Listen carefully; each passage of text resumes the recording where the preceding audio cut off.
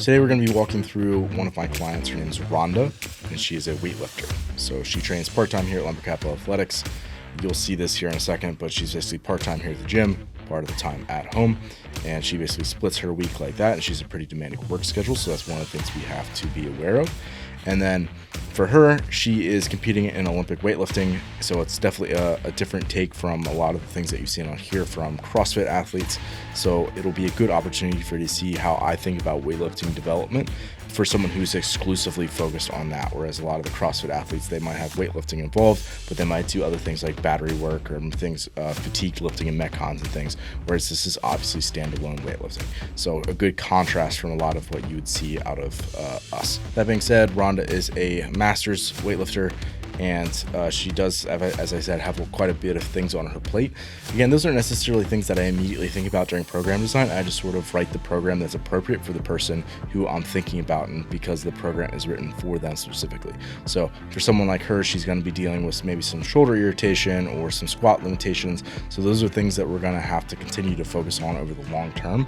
And then we just adjust the gain or the dials and different things based on what is appropriate for her and the phase of her season that she's in, as well as how she's feeling based on her feedback that she gives me. So let's dive in.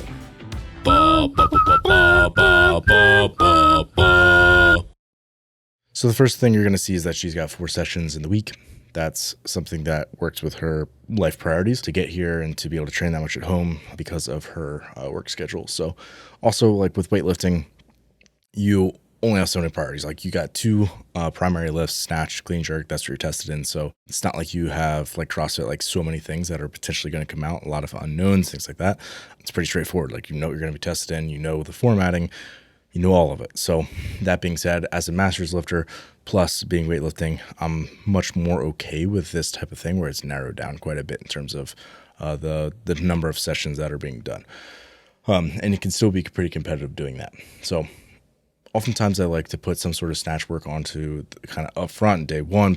It's the most demanding from joints for the most part, positionally, especially as masters lifters.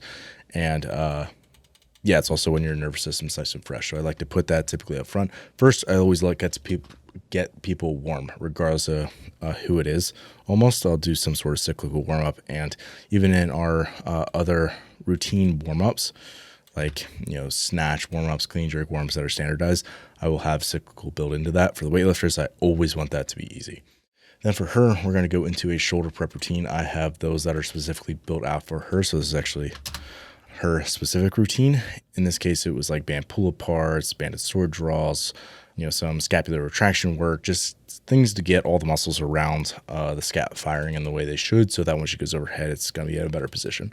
And then I wanted some additional primer work on this day. You'll see on the template, it's shoulder movement work, so we took care of that already. And then snatch tech and overhead squat volume. So this is like sort of snatch tech, positional work, muscle snatch. Again, with the shoulder being irritated, it tends to have a harder time being in that internally rotated position, like you're going to get in a high pull. So the muscle snatch in particular really biases that external rotation, sort of that turnover aspect of the lift. And it's a way to get everything firing and before you're at high absolute loads. So a muscle snatch, a hang muscle snatch, and then 2 behind the neck push presses. And that's going to be in light, start really light, and not build heavy either. So then after that, I wanted some additional, more so positional technique focused work for 4 doubles at 70 to 73% of a hang squat snatch. And then really that's all just sort of like primer technique work for the snatch, obviously. And then we go into our overhead squat. So this overhead squat, 3x10, we're going to start with quite a bit of volume just because I want to have higher time under tension. Like I want her to be in the support position longer, and I don't want that to get really ugly and sloppy. So we're going to keep it a moderate RPE, 7 out of 10, and make sure that she's resting long enough where she can maintain really good positions. Then we're going to go into power snatches. So kind of odd in that we're going from like essentially like full lifts into an overhead squat, which is like a partial range of motion for a snatch essentially, and then back into a full lift. However, in this situation, it's not like the overhead squat's going to be terribly interfering with the power snatch, and I want the overhead squat to be the priority. And then also when you've opened up the overhead squat positions, that's what allows you to get into good power snatch positions. So not a max for the day, just something tough. And then again, back to more of that like health shoulder work in a chaos carry. So holding a bar over your head with some bands and light kettlebells attached to it, where you basically get like that shaking effect that you have like a bamboo bar or something like that, right? Creating that oscillation that is demanding a lot of the nervous system to stabilize that. So that is her day one. Her next day is actually back here at the gym. Typically these are back-to-back training days, so not a lot of turnaround, and it's oftentimes she'll be carrying a little fatigue in this session because of that. So again, if we had a meet that was coming up, I'd probably put snatch and clean and jerk maybe on both of these days. However, with her not having a comp like on the radar coming up like in the immediate future, it allows us to kind of split things and segment it a little bit more, but then also put a little bit more stress into each one of those things. So we're going through our second clean and jerk warm-up 2.0. And then for her, I want her, basically we're going to be doing like finding a heavy variation each week. So it might be, a hang squat clean and a push jerk one week. It might be a halting squat clean and a split jerk the next week, and just kind of tweaking it a little bit, but each week finding something that's heavy. So 3 like real attempts, like, basically similar to what you would do in a meet, but just for that specific variation. Then after that work, we've got our front squat strength. And this is really simple, 4 sets of 4 at RPE 8 out of 10. This is sort of just a starting point for this cycle. We're going to build the intensity of that and keep the rep range kind of moderate, because otherwise things start to get a little bit ugly with her front squats if we load them too heavy too rapidly. So want to keep the knee forward over top of the toe and not get away from the quads. She came out of powerlifting and tends to have a little bit more of a hip dominated squat if you just give her too high of absolute loads right off the bat. So you kind of got to work your way into that throughout a cycle. Then we'll do back rack step ups. We haven't really done much of these. We've done a lot of Bulgarians and lunges and things like that. So this will be another single leg variation. It's just something that is low hanging fruit from the fact that we haven't done much of it yet. Starting really kind of conservative with only 2 sets. But again, like weightlifters just tend to not quite handle volume quite as well as some of the CrossFit athletes. So it's a good place to start at. And then basically we're going to be doing some accessory stuff to keep some of the joints happy. Some of the hip and hamstring stuff, we'll do a glute ham raise. We'll do dumbbell bench presses because she was having some anterior shoulder pain with bench presses specifically. And we've gotten to the point where she can tolerate it really well, and we want to maintain that tolerance in this cycle. And then lat pull downs, because it's hard to go overhead really often heavy in weightlifting if you don't have a strong pulling musculature to sort of offset that and keep the joint centrated a lot. So also is obviously going to help with like pulls and things like that if you're just generally strong with the pulling pattern as well. Pulls off the floor, that is. So that's day 2. The next day, she's actually going to be training at home in her basement gym. We're going to have her back into snatches, full snatches. This time we're going to be doing cluster sets. So actually, this first time I decided to kind of go away from that a bit, just because, she really hadn't touched full snatches in a little bit. So this is just an opportunity for us to do that. So yeah, a power snatch and a squat snatch. She's going to be doing 5 sets of 1 power snatch, 2 squat snatches. And then basically the percentage is just slowly creeping up, ending sort of moderately heavy without being very taxing.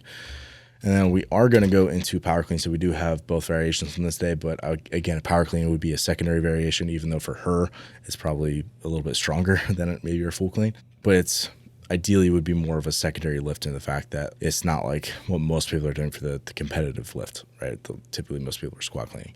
So power clean, fine heavy treble, not a max. And then, so that's more like hinging power, let's call it like speed strength, where the clean deadlift really focusing on just like handling higher absolute loads. And then because weightlifters, again, similar to CrossFit athletes, don't get a lot of rotational work in, that's one of the things that just a little bit of midline and rotation is only going to help her joints stay happy. So similar to what we did over here to end out this day, where we did glute ham raises, dumbbell bench, lat pull down, again, non-specific to weightlifting. However, good things that can help you stay healthy, just based on like avoiding the overuse that comes with a lot of weightlifting work. So same thing here, obviously a different type of thing, right? Here we're looking at the rotation aspect in midline. So the pull-off press, basically with a band pulling you off to one side, you're trying to prevent that from happening, stay squared off and moving through nice, slow, controlled reps. I want that to be a tough tension for her. And then a tall kneeling landmine rotation. Again, 3 sets of each of those just to create a little stimulus. Again, starting relatively conservatively because we are going to be building up in volume and intensity as we go into this cycle. So sort of like serves as almost like a deload when you have a first week of a new cycle, if you don't start too aggressively, which is sort of the case here. Final one, we're back to some of the things that we haven't hit in the previous one, right? Which is like, okay, we did power cleans, we did power snatches of full snatches. Okay, so let's get back to squatting and jerk variations. So we'll go through our jerk warm up, which is again some cyclical stuff, some movement prep, and then some like box jumps and building jerks, and then that'll prime her very well for this, which is 4 sets of basically 1.1.1 of a vertical jump at max effort. So jumping as high as you can, landing, resetting, and then going again. And then 2 push jerks. For these, I want her to start at RPE 7 and build to a heavy challenging set. So basically a heavy push jerk double. And really the vertical jumps are 2 things. One, it trains the torso position of a jerk pretty effectively, while also demanding a lot of the stretch shortening cycle, which is imperative for lifting jerks well. If you want a really strong elastic jerk where you are rigid in that change of direction in the bottom of the tip, that's one of the best ways I've found to go about doing that. So then I know this isn't in the template to have some strict presses, but I was like, that's just not going to be quite enough for her on the upper body for what I'd like for today. So I just added 3 sets of strict press, which won't take very long and it won't be very taxing from a nervous system perspective, or even that much so muscularly.